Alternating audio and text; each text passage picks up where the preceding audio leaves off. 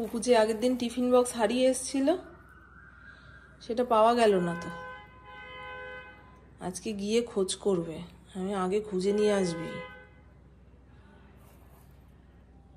স্টিলের tiffin box উপচে পড়ে যাচ্ছে, মেখে চুকে খেতে পারবে না, তাই প্লাস্টিকের টিফিন বক্সের মধ্যে দিলাম। এর মধ্যে চামচটা দিয়ে দেবো।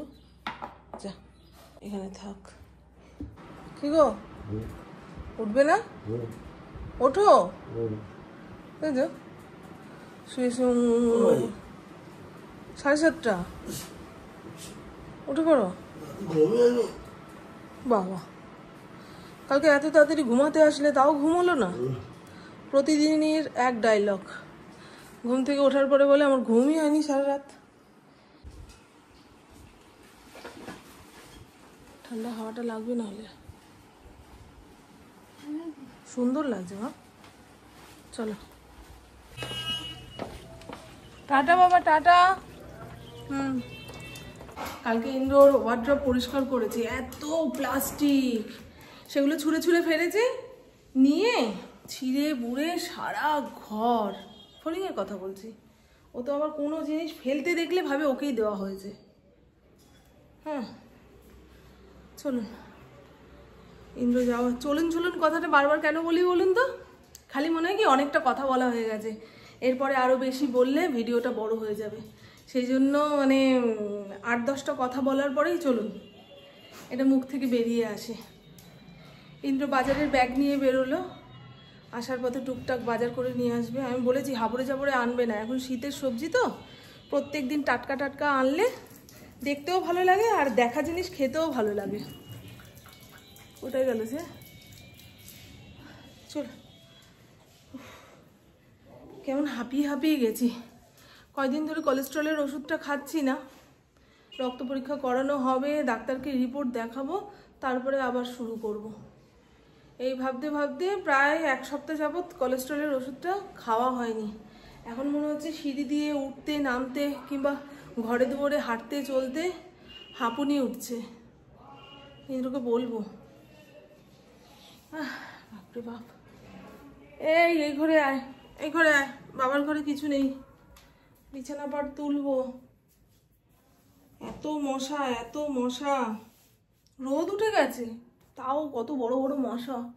কোনো জায়গায় স্থির হয়ে দাঁড়াতে দিচ্ছে না। জামার ভেতরে ঢুকে মশা কামড়ে দিয়ে পালাচ্ছে। কি বিপদ বলুন তো। হ্যাঁ, মশা মারার তেল সারা দিন জ্বলে, সারা দিন। আজকে বিছানার চাদরটা পাল্টে দেব।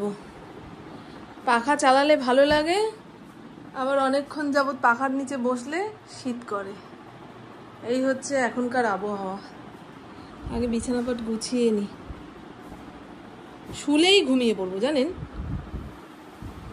কারণ অনেক সকালবেলায় ঘুমটা ভেঙে গেছে। ও বলছে শুয়ে থাকো মা, আজকে দেরি করে বেরোবো, অত হুটোপাটি করতে হবে না, কিন্তু আমার মন তো মানছে না। কালকে পুপু রাতে তাড়াতাড়ি ঘুমিয়ে পড়েছে, বলে ধুর কি পড়বো না পড়বো বুঝতে পারছি না, কি ধরনের প্রশ্নপত্র হবে সেটাও তো জানে না। আজকে দেখে নিলে পরের দিনের পরীক্ষাগুলো আবার ঠিকঠাকভাবে দিতে পারবে। বুঝলেন, দাগ পড়ে গেছে। ওই যে ঘর মোছার সময় নেতার জলগুলো এরকম ছিটে ছিটে যায়, অনেক দিন যাবৎ খাটটাকে ভালো করে মোছা হয় না। ইন্দ্র বলে আর 2 বছর যাক, তারপর পালিশ করে নেব।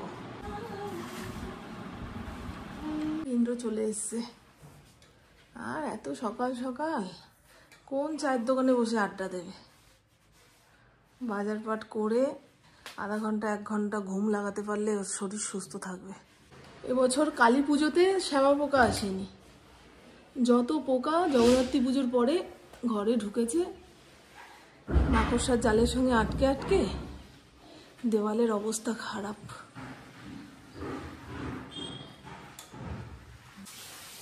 আমার কথা এত শুনতে শিখলে কবে গো? শীতকালে মাছ খাওয়া বন্ধ। এইগুলো কি আনছো? এগুলো চচ্চড়ি হবে আমার জন্য, প্রিয় জিনিস খাওয়া। আমি এই চচ্চড়ি পুরো ভাত খেয়ে নিই, জানো কি? তাহলে রোজ আনবে? রোজ এই রোজ আনি কোথায়? কবে যেন করেছিল বলো তো, হাত ভেলে গেছে। এগুলো চেয়ে আনলাম বাজার থেকে। এই যে দেশি মাল পেয়েছে একদম তুলে। কি বলবো আর, এরপরে আর কিছু বলার নেই। কেন এই কপির ডাটা ছাড়াতে কাটতে যেন ছাড়বে না তো, খালি পাতা ফেলে কেটে দেবে, ছাড়বে না। আচ্ছা বললো, ওরাও শিখিয়ে দিয়েছে, রান্না শিখিয়ে দিয়েছে। বলো কচি মাল ছাড়াতে হবে না, তুমি ছাড়াবে কেন? কি কচিমাল বলছো? এই কচি জিনিস ছাড়াতে হবে না,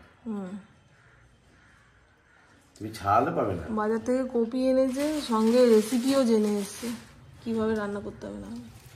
আরে দেশি কপি, খেতে ভালো হবে। বিছানার চাদরটা পেতে নি।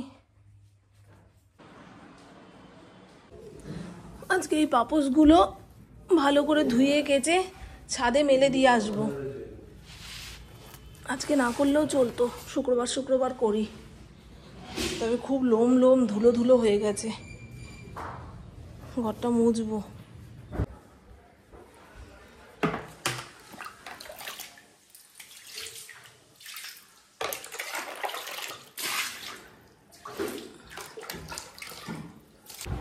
দেওয়ালটা ঝাড়লাম তো, ধুলোগুলো মার্বেলের ওপরে পড়েছে, যাতে কাদা না হয়ে যায়, সেই কারণে ধরতক্তা মারপেরেক করে একটু মুছে নিচ্ছি।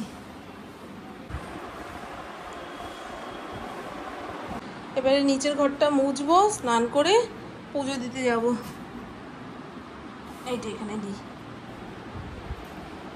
এই পাপোশগুলো ভালো, তবে এত লোম আটকে থাকে। অ্যামাজন থেকে কিনেছিলাম, একসঙ্গে চারটে করে এসছে 2বার, মানে 8খানা পাপোশ রয়েছে। এবারে পাতলাম, আবার ধুয়ে ধায়ে ভাঁজ করে রেখে দেবো। আর এই তো বন্ধু, আমি স্নান ধান করে রেডি হয়ে নিয়েছি। এবারে যাব ঠাকুর পুজো দিতে। যে কটা পাপোশ ছিল সব পেছনের কল থেকে ধুয়ে পরিষ্কার করে নিয়ে আসলাম। পেছনের কলে যেতে গেলে না, এই গেটটা খোলো, এতটা রাস্তা গিয়ে এই গেটটা খুলে তারপরে কল পার। যদি ঘরের ভেতর দিয়ে একটা রাস্তা থাকতো দেখতেন, ওটা ব্যবহারও হতো, কাজে কর্মের এনার্জিও পাওয়া যেত। ফড়িং বেরিয়ে যাবে এই টেনশনটা হয়, আর ওই পেছনের কলে যেতে পারি না। আবার ছাদে গিয়ে যে এগুলো পরিষ্কার করব, এখানে মেলতে হবে। ছাদে মেলা থাকলে ভুলে যাব। নিজের দোষ আছে, তারপরে নানা রকম দোষ ত্রুটি নিয়েই সংসার ধর্ম করছি। এগুলো পরে মেলবো। ইন্দ্র উঠে গেছে। সিম গাছে অনেক শিম হয়েছে, বাজার থেকে শিম এনেছি কিনা জিজ্ঞাসা করি তো, নাহলে গাছের শিমগুলো আজকে পারবো। ইন্দ্রই পেরে দেবে, ভেতরে হয়েছে তো, আমি পারতে পারবো না। দম আটকে যাচ্ছে, গলার কাছটা কেমন ভারী হয়ে যায়, কেন কে জানে। এই গাছের ফুলগুলো যে কত বড় হয়। এই পদ্ম ফুল আছে গো ইন্দ্র। ইন্দ্র আমাকে কাল রাতে জিজ্ঞাসা করছিল আর কি গাছ আনতে হবে মামুন, বলে দাও কিন্তু। আমি কেন, শীত চলে গেল নাকি? বলছে না, এখন বসালে শীতে ফুল পাওয়া যাবে। গাঁদা গাছগুলো বেশ ঝরঝরে হয়ে গেছে, গাছে জল দেব। ইন্দ্র আমাকে না করে সকালের দিকে জল দিতে। আমার মনে হয় এই সকালে জল দিয়ে রাখলে গাছের সালোক সংশ্লেষ করতে সুবিধা হবে, আর রোদে জলটা শুকিয়েও যাবে, গাছের গোড়া পচবে না। এই দেখুন, পদ্ম গাছটা ঠিকঠাক যত্ন নিতে পারলাম না, নাহলে আরও 4-5খানা এই থোকা পদ্ম পেতাম।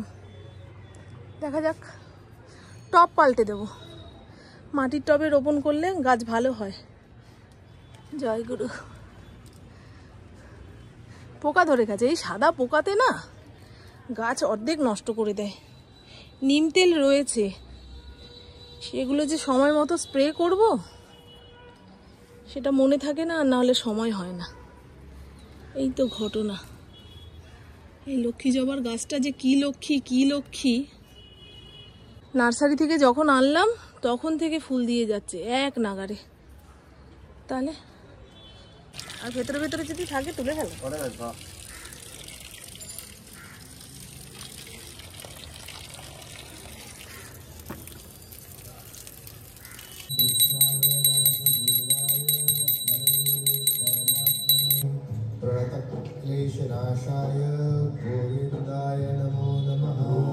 আর আমার ঠাকুর ঘরে প্রত্যেক দিন এই ওং শ্রী ভগবতে বাসুদেবায় নমঃ কিংবা যে কোনো মন্ত্র চালিয়ে তারপরে ঠাকুর পুজো দিই, ভালো লাগে।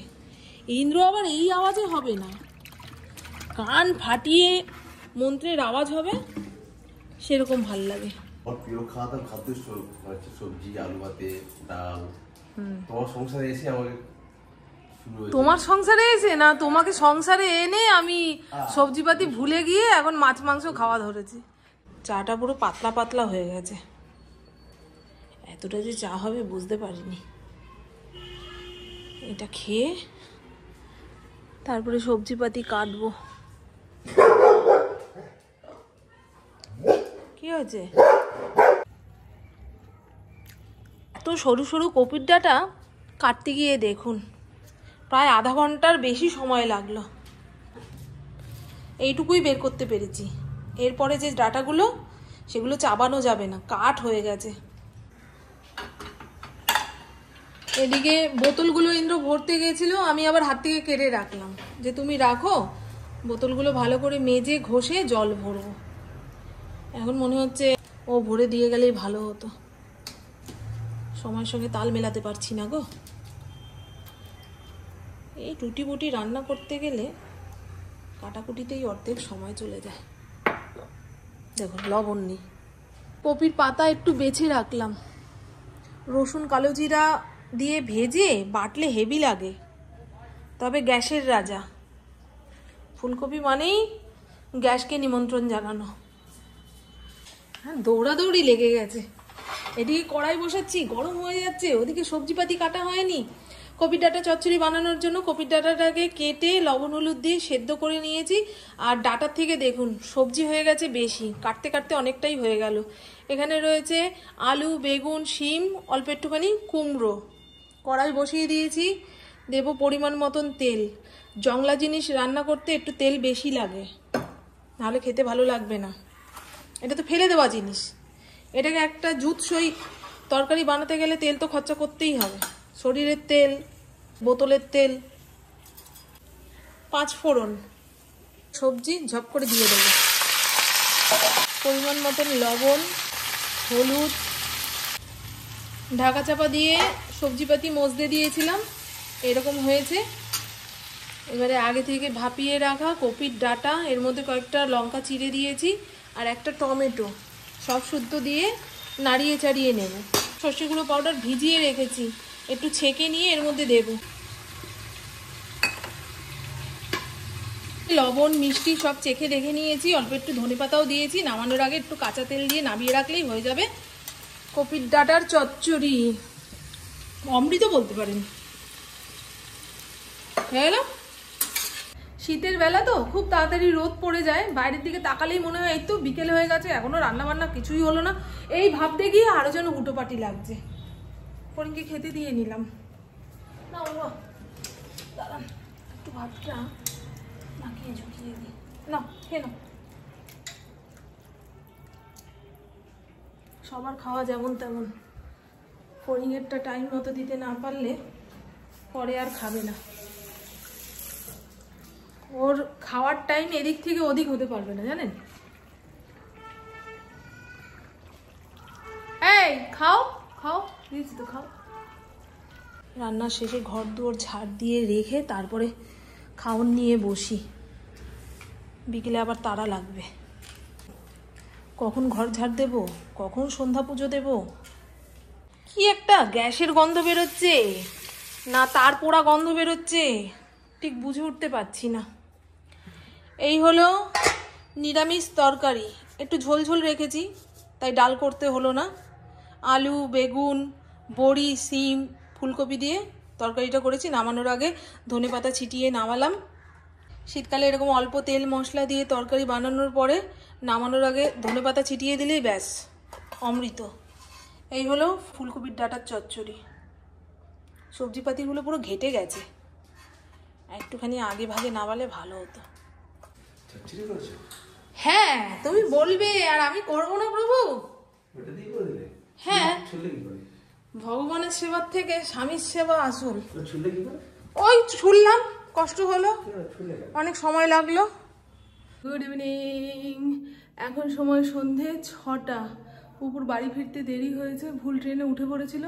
এই মুল্লুক থেকে সেই মুল্লুকে চলে গেছে, আবার সেখান থেকে শ্রীরামপুরে এসছে। মানে যেই ট্রেনে উঠেছে সেটা শ্রীরামপুর স্টেশনে দাঁড়ায়নি, একসঙ্গে অনেকজন ছিল বলে চিন্তা নেই। এই একা যদি আসতো কি হতো বলুন তো? এই করতে করতেই ট্রেনের রাস্তা চিনে যাবে। তো চলুন বন্ধু, একটু রেডি হয়ে নিলাম, কারণ একটা হাওয়াই চটি আনবো। গরমকালে তো বারবার পা ধোয়া যায়, শীতকালে জল ঠেকাতে গেলেই মনে হয় কারেন্ট মারছে। এখনো সেরকম শীত পড়েনি, মানে আগামী দিনের কথা ভেবে এগুলো বলছি। তাই পায়ের নিচটা না কেমন ওই শুয়োপোকার আল লাগলে চুলকায়, সেরকম চুলকাচ্ছে। একটু আগে সন্ধে পুজো দিলাম, এই ধূপের গন্ধটা যে কি সুন্দর। ওই ধূপ কাপ আছে না, মধুকুঞ্জ ধূপ কাপ জ্বালিয়েছি, এর মধ্যে কর্পূর, ধুনো, তারপরে লোবান সব একসঙ্গে মশলা দেওয়া, হেবি সুন্দর একটা গন্ধ ছেড়েছে। আগে ইন্দ্রর সঙ্গে খাদিমসে গিয়ে হাওয়াই চটিটা কিনে নিয়ে আসি। আজ যাচ্ছি কাল যাচ্ছি করে জুতো কেনা হবে না। পুকুরও একটা দরকার, ও যেদিন বেরোতে পারবে সেদিন ওটা কিনে নিয়ে আসবো। কারোর মাপের জুতো কেউ কিনে আনতে পারে না।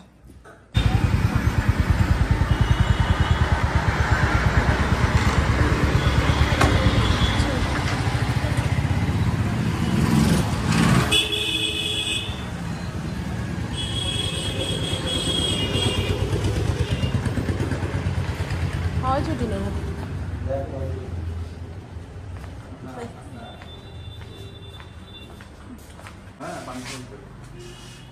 এগুলো কি লেডিস?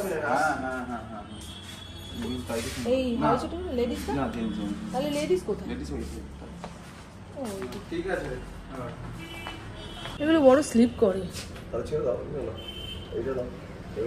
না এগুলো ফ্যান্সি। দাঁড়াও দাঁড়াও দাঁড়াও, তুমি একটু দাঁড়াও। খাদিমসে গেলাম, পেলাম না, তারপরে বাটা থেকে নিয়েছি। আমি যতক্ষণে বাটাতে জুতো ফিটিং করছি ততক্ষণে ওনার 4টে কেনা হয়ে গেছে। না আমার বন্ধুরা বলে তো যে ইন্দ্রদাকে কখনো কিনতে দেখি না।